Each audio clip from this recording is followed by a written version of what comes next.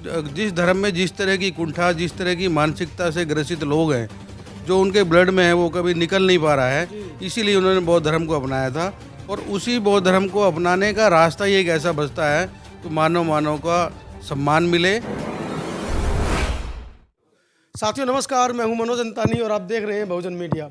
मेरे साथ इस समय महासंघ के राष्ट्रीय अध्यक्ष राजेंद्र प्रसाद जी हैं। एक विशेष मुद्दे पर आज इनसे चर्चा करेंगे।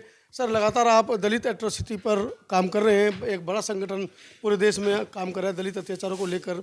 किस तरह से देखते हैं कल जो घटना सामने आई है निकल कर कि एक ब्राह्मण युवक जो बीजेपी का कार्यकर्ता भी है, प्रवेश शुक्ला करके वो एक आदिवासी व्यक्ति के ऊपर सिगरेट पीते हुए मूत्र विसर्जन कर देता है।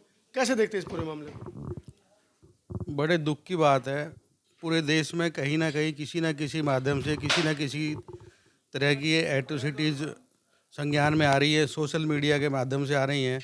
और मध्य प्रदेश में लगातार दो तरह की इस तरह के आए, एक बैठे हुए युवक के ऊपर एक किसी, मैं उसको धर्म के उससे नहीं सोचता, मैं इसको मानव के हिसाब से सोचता हूँ। अगर जो सरकारें या जिस भी तरीके करके काम कर रही हैं, आज के समय में भी मानव को मानव नहीं समझा रहा जा रहा। कुकृत्य करने के पीछे तो धार्मिक धर्मांधता है ना, उसके पीछे बल है उसका जाति का।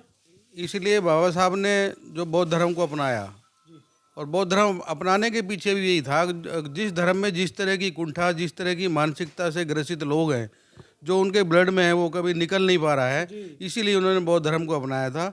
और उसी बौद्ध धर्म को अपनाने का रास्ता ही एक ऐसा बचता है तो मानव का सम्मान मिले और सभी को एक समान उसमें समझा जाए, किया जाए।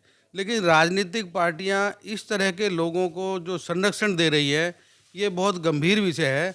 अगर इसी तरह के हालात रहे तो ऐसा देखने में, जो समझने में आ रहा है कि जिस तरीके से लोग हिंदुस्तान को छोड़ करके बाहर की नागरिकता ले रहे हैं, ऐसा महसूस होता है कि ये देश रहने लायक धीरे धीरे बच नहीं रहा है। हर साल लगभग 3 लाख लोग, हर साल लगभग 3 लाख लोग जा रहे हैं पढ़ने के लिए। इतने लोग जा रहे हैं, जहाँ जहाँ जितने हमारे संस्थान, पढ़ने के संस्थान हैं, जहाँ पे ये चीज़ें सिखाई जाती है, वहाँ पे भी बहुत बड़ा भेदभाव हो रहा है। जहाँ पर बड़ी बड़ी यूनिवर्सिटियाँ हैं, वहाँ पे ऐसी मानसिकता के लोगों को वहाँ पर बैठाया जा रहा है कि वो इस तरह का जहर फैलाने का काम कर रहे हैं। तो इसके लिए समाज को बहुत चिंता करने का विषय है। जो भी राजनीतिक दल इस देश में काम कर रहे हैं, उनको मिल बैठ करके इस देश में एक भाईचारे की भावना, प्यार की भावना, सम्मान की भावना को हमें उज्ज्वलित करना पड़ेगा और इसका मैसेज सबको देना पड़ेगा।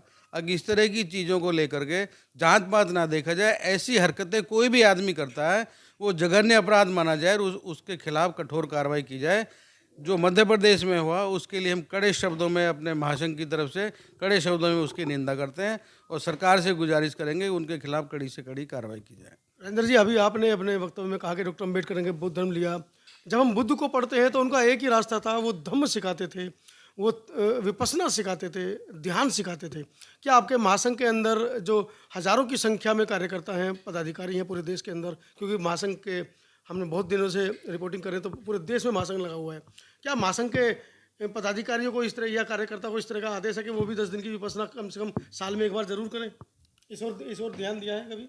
ये बहुत ज़रूरी है जी ये बहुत ज़रूरी है। हम बौद्ध धर्म की बात तो करते हैं लेकिन उसका अनुसरण हम नहीं करते हैं, नंबर एक। नंबर दो, हमारे यहाँ पे जो मेंटोर हैं उनकी बहुत कमी है, क्योंकि इन चीज़ों को समझना, बौद्ध धर्म को समझना और उस पर चलना एक कड़ी कसौटी की तरह है। तो जितने ज़्यादा मेंटोर होंगे, जितनी ज़्यादा क्लासेज होंगी, जितने ज़्यादा वो लगाए जाएंगे, आप संगोष्ठी लगा लीजिए, प्रचार लगा लीजिए, जब तक ये नहीं आएगा तब तक बात नहीं बनेगी। और महासंघ की तरफ से हम इस बार ज़रूर प्रयास करेंगे, कुछ टुकड़ों में, गिनती में 20-20, 50-50 लोगों का 6 महीने के अंदर विपස්සना का कार्यक्रम कहीं ना कहीं ज्वाइन जरूर करें और उसका डाटा बना करके पूरे देश में बताया जाए, ताकि उनको प्रचारित भी किया जाए। पता चले कि मेडिटेशन क्या होती है, मेडिटेशन क्या होते हैं और विपස්සना से आपके विचार किस तरीके से बदलते हैं, तो उसकी तरफ भी ध्यान देना जरूरी है। तो महासंघ इसके बारे में भी विचार करेगा। तो आप राजेंद्र प्रसाद जी हैं, जो महासंघ पूरे देश के अंदर जो संस्था है SC/ST बुद्धिस्ट कर्मचारियों के लिए पूरे देश में काम कर रही है, उसके वो राष्ट्रीय अध्यक्ष हैं। और बड़े ही सरल शब्दों में उन्होंने समता आवाज़ TV के साथ और आप तमाम चैनल मीडिया के सामने ये बात रखी है कि वो बुद्ध के विपश्यना के रास्ते को अपनाने के लिए प्रयास करेंगे और अपने जो कर्मचारी हैं उनको भी प्रेरित करेंगे। आपका क्या कहना है इस वीडियो के बारे में, कमेंट्स जरूर करें। बहुत बहुत धन्यवाद।